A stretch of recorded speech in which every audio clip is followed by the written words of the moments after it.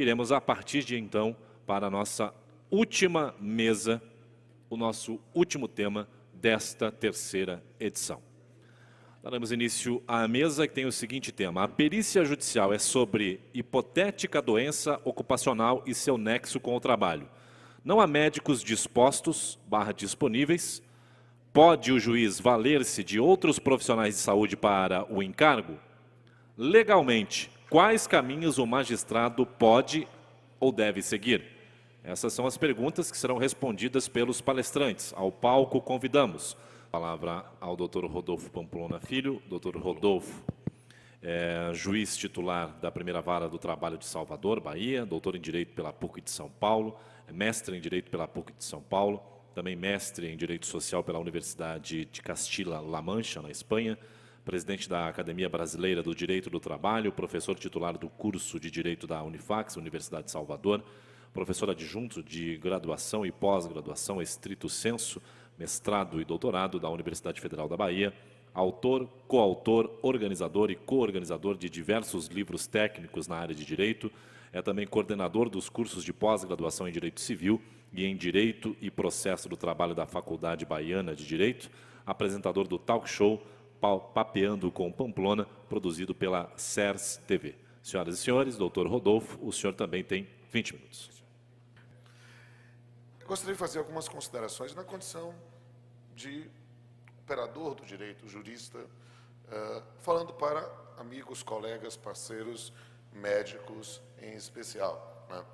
Para os advogados também, para os juízes também, e tenho aqui o meu fantástico confrade e uma referência no Brasil, talvez na área jurídica ninguém fale melhor sobre saúde do trabalhador do que Sebastião Geraldo de Oliveira, né? Mas eu quero falar aqui para você, meu amigo médico, que atua em perícia. Porque eu normalmente não tenho mais tido tempo, é verdade, de participar de tantos eventos quanto gostaria, mas esse evento aqui é um evento que eu não recuso participar, pela seriedade, né? Marcos Mendanha, ele faz um trabalho muito sério, eu até fui entrevistado na resenha com o Mendanha, agora ele também tem um talk show, né? E é o Papeando com o Pamplona na resenha com o Mendanha. E eu quero conversar um pouco sobre esse tema, como uma expressão que eu gosto de dizer, em linguagem de gente, sem juridiquês, para tentar explicar para os senhores por que eu copio e colo o que o professor Marcos colocou. É preciso entender que cargas d'água faz um perito. Sabe aquela frase básica, cada macaco no seu galho? Qual o papel de cada um? Isso é algo para dizer, e parece que eu vou dizer algo duro. Parece que eu vou dizer alguma coisa como se eu estivesse dando um fora, ou fazendo um discurso contrário de qualquer postura corporativa. Não estou falando entre parceiros. Porque a função do perito é extremamente importante. Há determinados campos de atuação na nossa atividade jurisdicional, e eu completo esse ano também 22 anos como juiz, que eu me valho enormemente do conhecimento técnico que eu não tenho e que pego do perito que me auxilia. Há atividades que na minha função jurisdicional, há pleitos, há atuações em que eu preciso obrigatoriamente de um perito. E antes de entrar na perícia médica, para pensar, quando eu penso em insalubridade, para verificar determinadas condições de trabalho, para verificar os graus de 10, 20, 40%. Não dá para ficar órfão da cabeça do juiz, ou do entendimento do juiz, ou da visão do juiz de outros processos. Não, eu preciso de um conhecimento técnico. Em periculosidade, quando eu vou pensar em segurança do trabalho, para sair um pouco, para não dizer que estou falando só de médicos, eu preciso de um conhecimento técnico especializado, embora a própria jurisprudência flexibilize, traga presunções de determinadas atividades com explosivos, com inflamáveis, e que eu já defiro sem a perícia. Só lembrar do posto de gasolina, para pensar em sede PJ. E nos últimos anos, por essa guerra civil que vivemos nas relações de trabalho, em que morrem ou são mutilados no Brasil mais pessoas do que em todas as nossas participações em guerras, nós precisamos e muito do conhecimento técnico especializado do profissional médico para discussões referentes a doenças ocupacionais, né? E note como a mudança, até mesmo do modelo das formas de soluções na justiça, passou por alterações evidentes. É preciso compreender que, quando há 20 anos eu defendi minha dissertação de mestrado sobre dano moral na relação de emprego, as pessoas diziam que eu era maluco, que eu estava procurando sarna para me coçar, que aquilo nunca ia pegar no seu trabalho. Hoje é norma constitucional.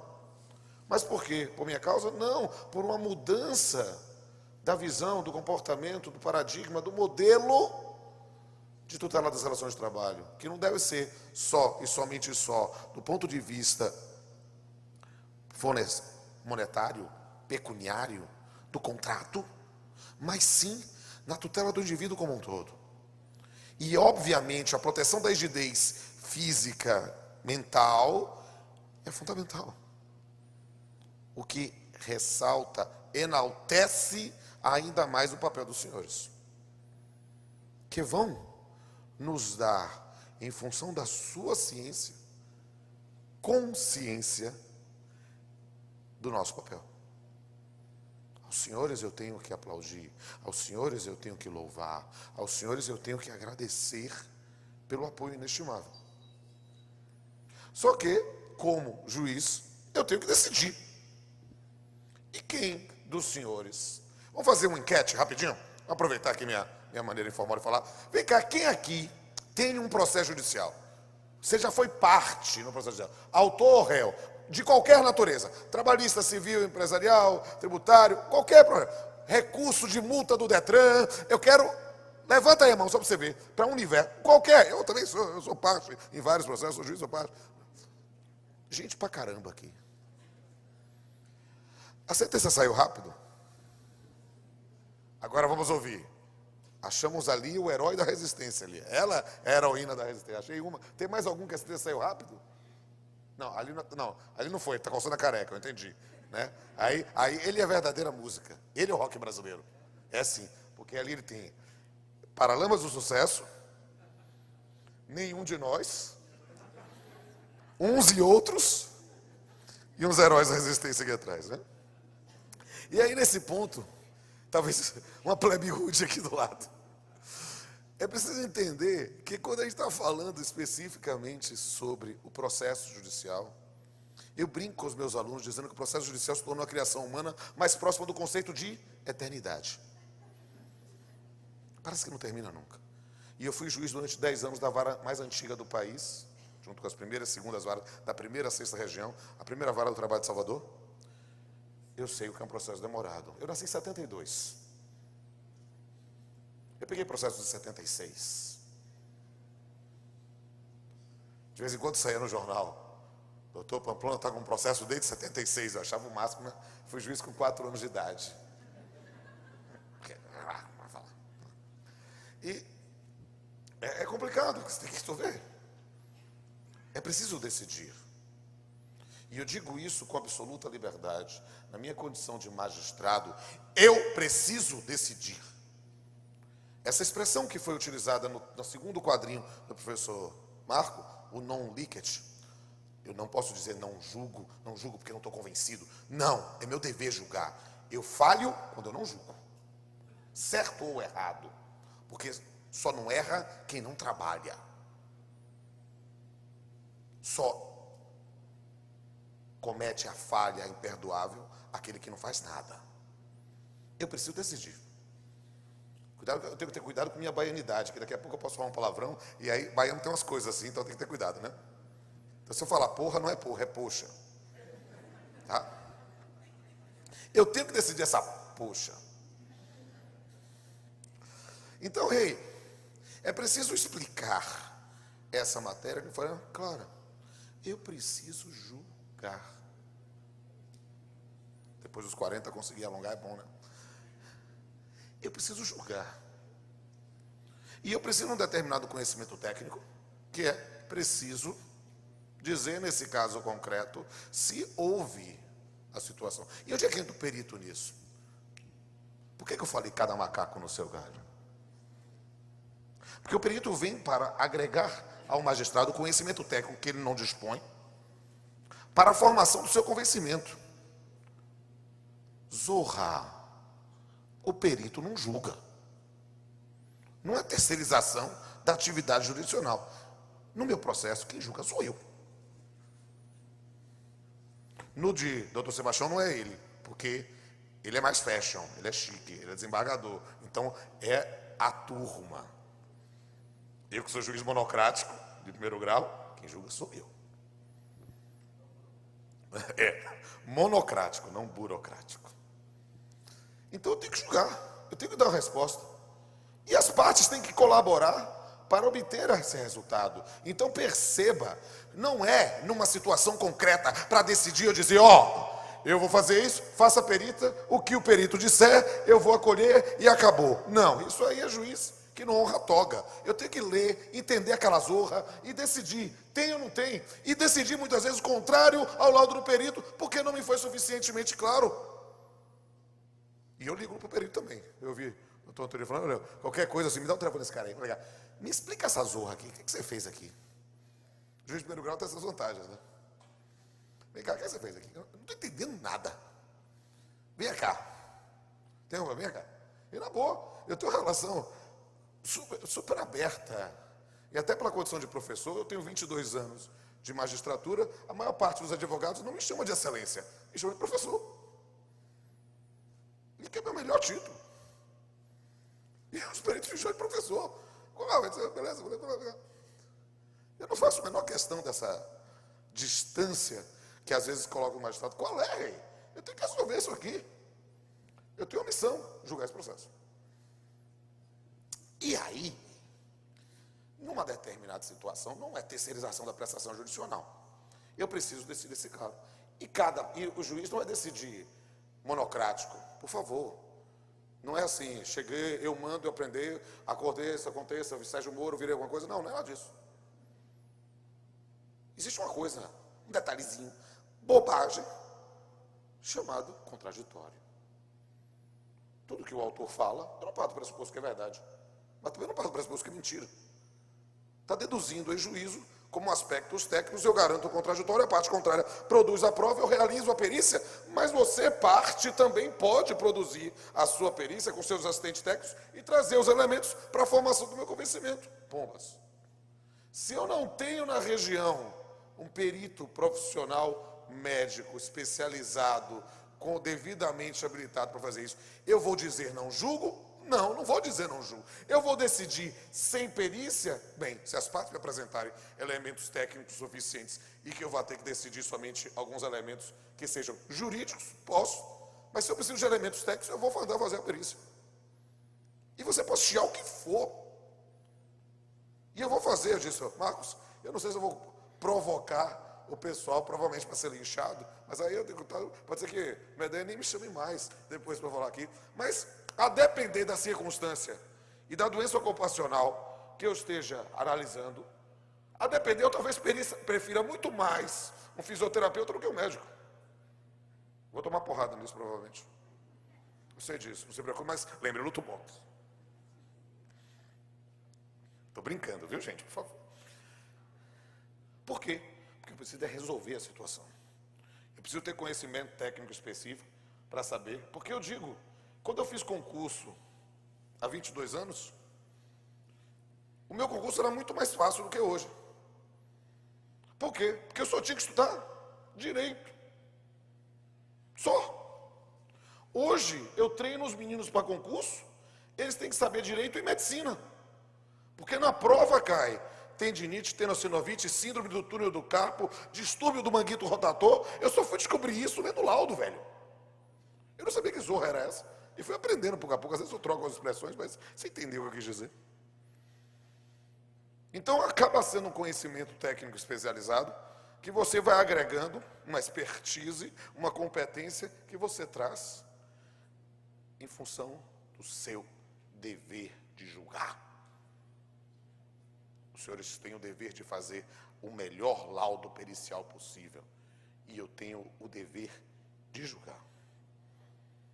E isso pode eventualmente soar, e me perdoe, porque eu não sou isso, pode soar até meio antipático falar no Congresso de Perícia, com uma perspectiva muito mais médica, dizer, não, eu posso fazer a perícia, se não tiver um médico, vou fazer a perícia, porque eu não vou negar a prestação jurisdicional. Pois isso faz parte da vida.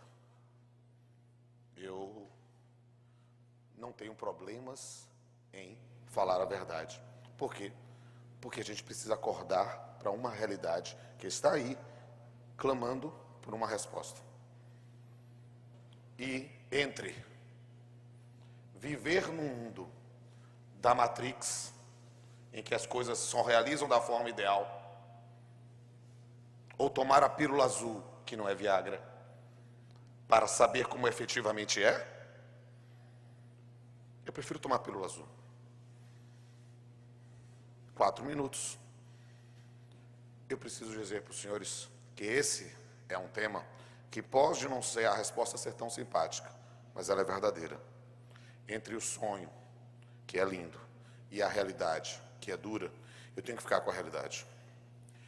Então, só que como muitos dos senhores sabem, eu fiquei com medo de quanto tempo ele ficava falando meu currículo. Eu sou alguém que sou juiz, sou professor, mas sou também músico, tenho uma banda de jazz,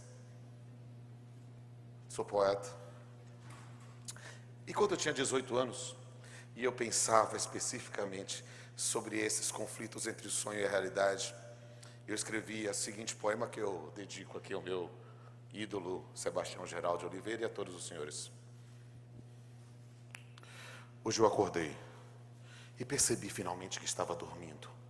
Dormindo não o sono dos justos, dos exauridos pelo esforço de se manter vivo, mas sim o sono dos puros, que vivem o sonho e sonham o real.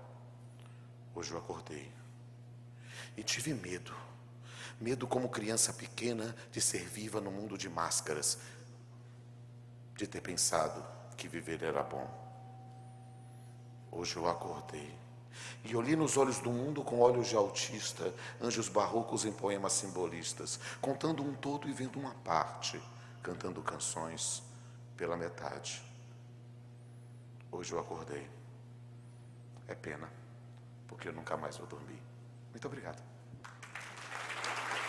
Estamos chegando ao final do último dia do Congresso. E esse último dia foi finalizado com uma palestra muito enriquecedora dos doutores aqui ao meu lado, que falaram sobre a falta de peritos médicos na Justiça do Trabalho. Doutor Marcos, como que o senhor analisa esse assunto e como que o senhor avalia a participação dos convidados aqui no Congresso?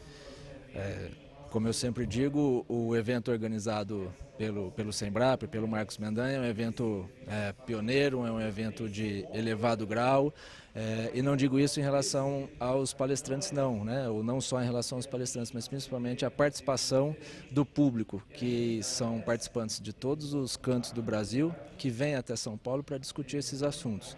E hoje, especificamente em relação ao nosso tema, a gente sai daqui com uma certeza que é preciso, no mínimo, ampliar a discussão sobre a função do perito e sobre o que o perito, seja ele médico ou não médico, tem como finalidade, que é auxiliar o magistrado.